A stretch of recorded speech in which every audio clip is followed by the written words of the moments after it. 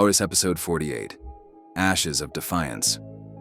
Beacon Verge thrummed with a restless pulse, its neon-lit streets choked with the clamor of a world reborn in defiance. The air was thick with the tang of plasma torches and Libra's drones, their red optics scanning crowds that no longer cowered. Freeland Accord's capital had become a crucible, its hab blocks and markets transformed into staging grounds for a resistance that spanned the dominions. Sadie stood at the heart of it, atop a makeshift platform in Liberty Spire's central plaza, her silhouette framed by hollow screens replaying Kane's sacrifice, his face moments before the conduit claimed him. The crowd, scavengers, students, ex-mercs, and cyber-augmented traders, watched in reverent silence, their faces etched with grief and fire. Sadie's jacket hung tattered, blood and dust streaked, but her dark eyes blazing with a fury that could ignite the stars.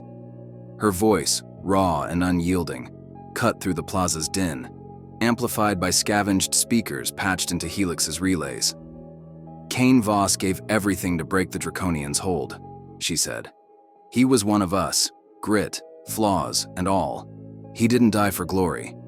He died for you, for me, for a world that gets to fight another day. The Draconians are up there licking their wounds, but they're not gone. Their ships, their tech, they're gods compared to us.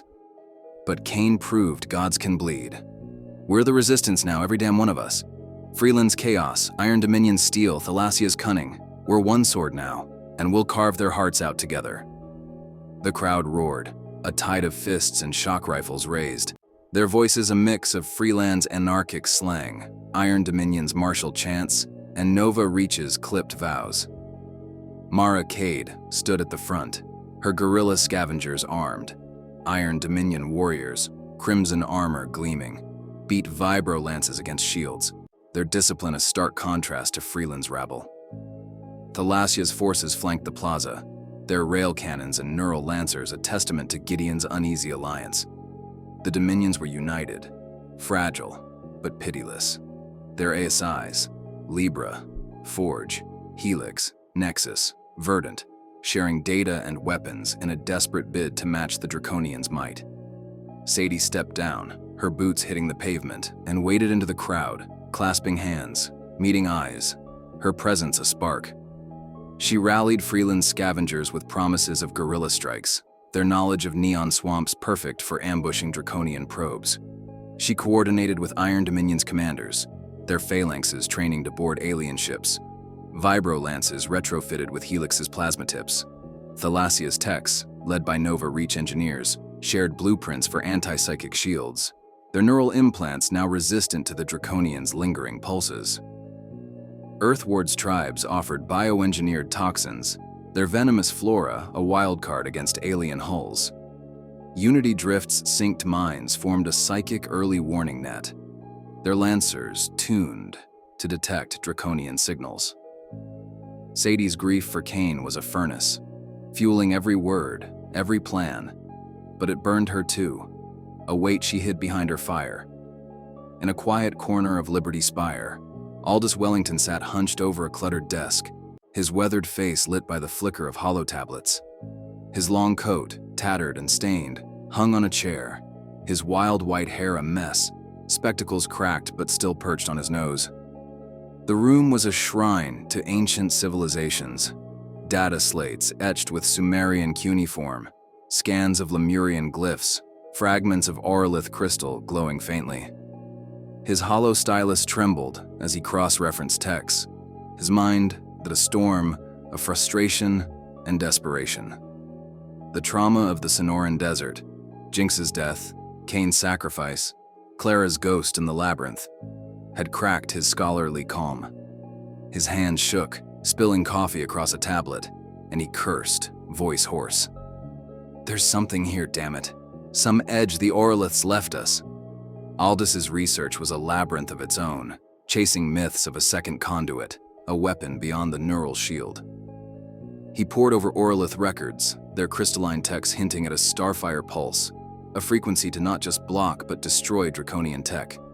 But the data was fragmented, buried in metaphors of flame and sacrifice.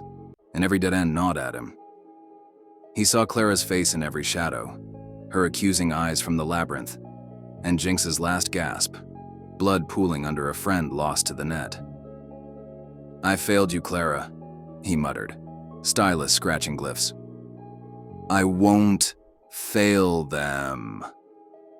His frustration boiled, a shout escaping as he swept a tablet to the floor, its screen shattering. He sank into his chair, head in hands, the weight of a looming war crushing his resolve. Yet a faint glyph on a crystal shard caught his eye, a spiral, pulsing like the conduit's heart.